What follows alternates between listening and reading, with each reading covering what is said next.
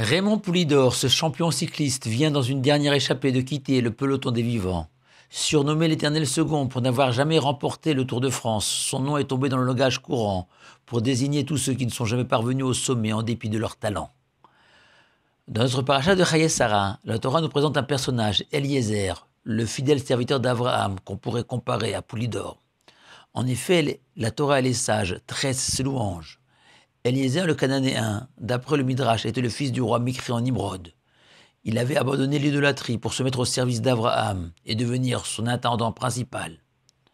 Plus encore, selon le Talmud, Eliezer est aussi le meilleur disciple de notre patriarche, et Abraham le nomma directeur de sa yeshiva. C'est encore lui qui courageusement accompagne son maître à la guerre dans un rapport de force déséquilibré pour libérer Lot, neveu d'Abraham, prisonnier de puissants rois. C'est lui toujours qui escortera Abraham, parti sacrifier son fils Yitzhak. C'est lui enfin auquel Abraham va confier cette mission cruciale de chercher une épouse pour Yitzhak son fils et assurer une descendance digne d'Abraham. Eliezer s'était tellement rapproché d'Abraham que le Midrash raconte que son visage brillait à l'instar de celui d'Abraham et avait fini par lui ressembler physiquement.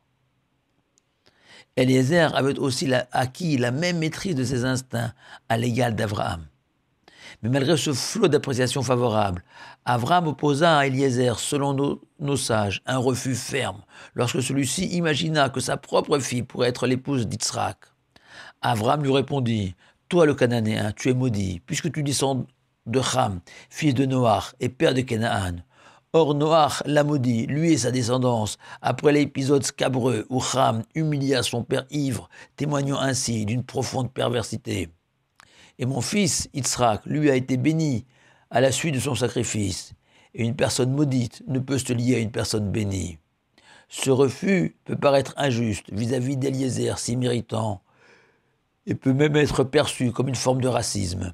C'est en quelque sorte le problème du mariage mixte entre juifs et non-juifs, impossible selon notre tradition, mais de manière beaucoup plus aiguë, puisqu'ici Eliezer était presque le semblable d'Abraham.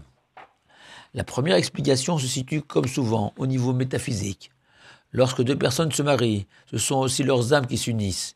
Et même si nous n'avons aucune notion du monde des âmes, nous, êtres de chair et de sang, il est tout à fait envisageable de dire que la malédiction de Noach sert de révélateur sur la nature différente des âmes de Ham et de ses descendants, incompatibles avec celle des descendants de Shem, fils aimé de Noach.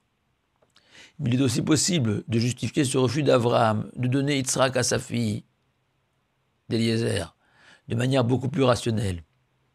La génétique moderne a démontré qu'une infinité de caractères physiques, mentaux et même la santé future d'un bébé sont fixés au moment de la conception et sont le résultat du croisement des cartes génétiques de l'homme et de la femme. Ainsi, les traits de caractère sont souvent héréditaires. Dès lors, Abraham a considéré que malgré les qualités acquises par Eliezer au contact de son maître, cela ne suffisait pas à faire de sa fille une matriarche du peuple juif. Ce que le Midrash confirme en s'appuyant sur le verset suivant tiré du prophète Osée. Le Cananéen manipule des balances frauduleuses. Ce Cananéen, c'est Eliezer, qui a pesé le pour et le contre et s'est interrogé si sa fille convenait à Yitzhak. Quel est le facteur retenu ? Ma situation actuelle, où je me suis rapproché d'Abraham, ou la naissance de ma fille, où j'étais encore un simple Cananéen, peuple corrompu moralement.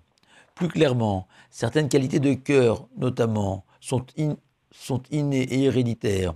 Ce qu'a trouvé Eliezer chez Rivka, Rebecca, qui n'était pas cananéenne, et bien qu'ayant grandi dans un foyer idolâtre, du fait de son lien de parenté avec Abraham, elle avait hérité à sa naissance de la générosité et de la bonté de sa famille, vertu cardinale du peuple juif. Eliezer a fini par s'affranchir de son état de malédiction. Lorsque Lavan, frère de Rivka, a accueilli Eliezer en lui disant « Viens, tu es béni de Dieu », le Midrash voit dans ces mots beaucoup plus que de simples paroles de bienvenue.